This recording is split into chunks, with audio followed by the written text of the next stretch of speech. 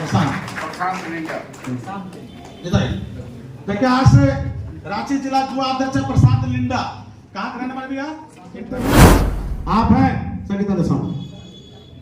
संगीता देवी इस कार्यक्रम को आगे बढ़ाओ। जिला परिषद का चुनाव लड़ी थी संगीता प्रजापति, ये आप कांके के रहने वाले हैं, बड़ी कम वोट से हारी थी जिला परिषद उपाध्यक्ष, और ये दिव्या कच्छप जिला उपाध्यक्ष, और सुनीता हाँ सामने ये जिला, इनकी पति जो है सो बहुत बढ़िया फौजी है, और उनका सिक्का पति का सपना है कि मेरा पत्नी जो है सो विधायक बने।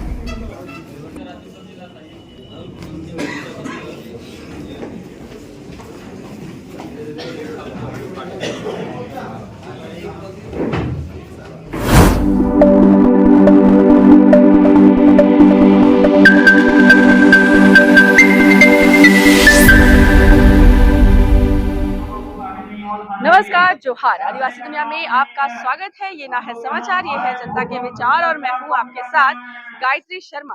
भागीदारी पार्टी आज जिलाध्यक्षों के साथ एक बड़ी संख्या में आज यहाँ पर बैठक आयोजित की। आपको बता दें कि आगामी पंचायती चुनाव के मद्देनजर किस तरह से रणनीति बनाकर भागीदारी पार्टी आगे बढ़ रही है वो हम आपको बताएंगे। बता दें कि भागीदारी पार्टी में भागीदारी की अगर हम बात करें तो जिस तरह से महिलाएं हो, हर वर्ग के पुरुष हो या फिर ओल्ड जितना बोलिए या जानकार लोग बोलिए या फिर विकलांग, उनकी भी भागीदारी यहाँ पर देखने को मिल रही है। और इससे कहीं ना कहीं यह बात बहुत ही क्लियर हो जाती है कि यह पार्टी जनाधार में हर एक व्यक्ति को अपना भागीदार बना करके आगे की रणनीति, आगे के आने वाले चुनाव में अच्छा प्रदर्शन करने के लिए प्रयासरत है। आपको बता दें कि श्याम बिहारी प्रजापति ने कहा है कि जिस तरह से एक घर को चलाने के लिए एक पति के साथ पत्नी की भागीदारी बहुत ज्यादा अहम होती है, उसी तरह एक पूरे पार्टी को चलाने के लिए समाज के हर वर्ग का एक मंच पे आकर के एक स्वर में भ्रष्टाचार हो या फिर हर उस आधारभूत समस्याओं के प्रति आवाज उठाने की बात हो, मिल के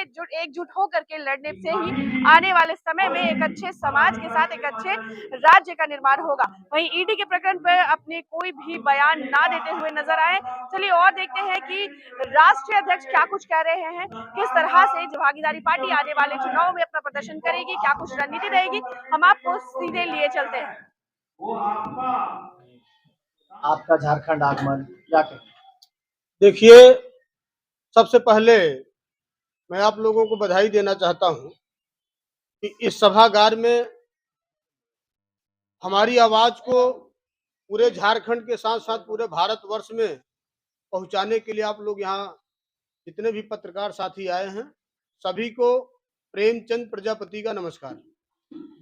देखिए, 2024 में देश की बड़ी पंचायत का चुनाव होने जा रहा है, और इस देश की जो हालत हुई है, इस देश में जितनी भी पॉलिटिकल पार्टियों ने सरकारें चलाई, आज ये मान लीजिए कि आजादी के 76 साल बाद जो इस देश का आखिरी व्यक्ति है जिसके पास न मकान है, न बेहतर शिक्षा है, न स्वास्थ्य है, और सरकारी सेवाओं में उसकी भागीदारी शून्य के बराबर है।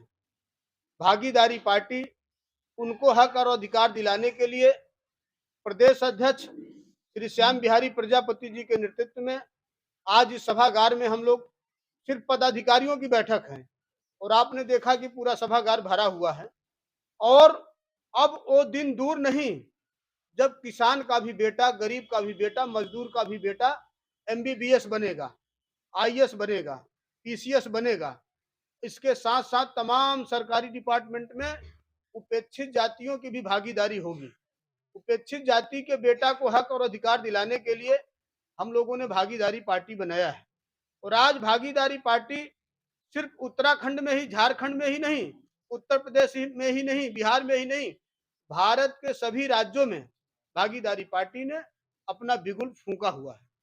और आज जिस तरह से ये भारतीय जनता पार्टी की सरकार या कांग्रेस की सरकार या अन्य जो भी पार्टियां इस देश और प्रदेश पर शासन सत्ता में अपना वर्चस्व बनाया, वर्चस्व बनाने के बाद में जिन लोगों ने अपना वोट दिया और वोट इस बात के लिए दिया कि गरीब और मजदूर का भी बेटा की भागीदारी होगी, लेकिन आज उसकी भागीदारी शून्य के बराबर है। उसकी भागीदारी दिलाने के लिए, देश में उत्पीड़न को रोकने के लिए भागीदारी पार्टी आप लोगों के बीच में है। कि अब भी भाजपा और यहाँ झारखंड महागठबंधन में लोग खुद को उपेक्षित महसूस कर रहे हैं, जैसा राष्ट्रीय अध्यक्ष जी ने बताया। हम सर्वप्रथम राष्ट्रीय अध्यक्ष जी का जो स्टेटमेंट है इसको स्वागत हम करते हैं। झारखंड प्रदेश भी स्वागत करती है और हम बताते चले कि 15 नवंबर 2000 को एकीकृत बिहार से झारखंड प्रदेश का गठन हुआ था और एक लंबे अरसे से जो देश में लड़ाई चल रही थी कुछ राज्यों का अलग करने का, इसी क्रम में झारखंड भी एक था। एक साथ झारखंड, उत्तराखंड और छत्तीसगढ़ का गठन हुआ था।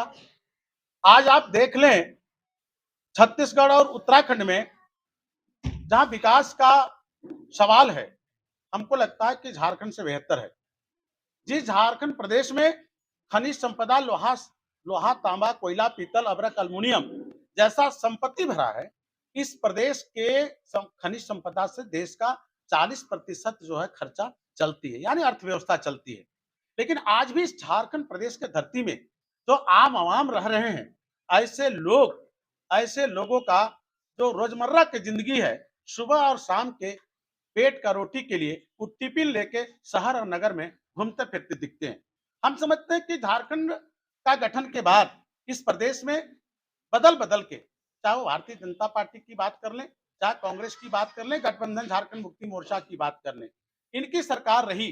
लेकिन इन राजनीतिक दलों के नेताओं ने जो यहाँ के जमीनी मुद्दे हैं जिससे जनता का विकास हो सकता था, इन विषयों पर झारखंड विधानसभा जो कानून का मंदिर है उस पर इस तरह का कोई विधेयक नहीं लाया जिससे कि यहाँ पे सर्वांगीण विकास हो सके।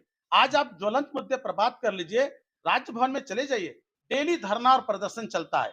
भारत का ये प्रथम ऐसा राज्य है जहां पे ज्वलंत मुद्दे को लेकर जनता आंदोलित है। तो अब जनता को इस प्रदेश में एक विकल्प का तलाश है कि कौन वो पार्टी होगा जो झारखंड का करीब 4 करोड़ आबादी का नेतृत्व करेगा और जल, जमीन, जंगल के साथ साथ शिक्षा, रोजगार के सवाल पर एक बढ़िया सरकार सत्तासीन होगी और व्यवस्था परिवर्तन का लड़ाई होगा। ये बताइए, क्या आगामी चुनाव में भी भागीदारी पार्टी अपनी भागीदारी सुनिश्चित करेगी?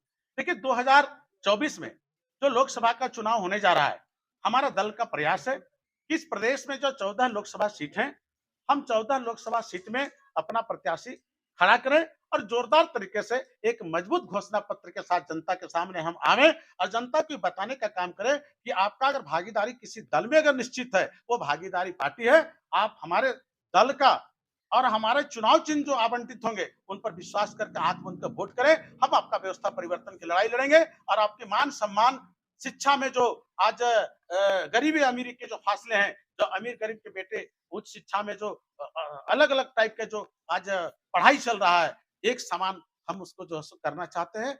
जिस स्कूल में अमीर का बेटा पढ़ेगा उसी स्कूल में गरीब का बेटा पढ़ेगा।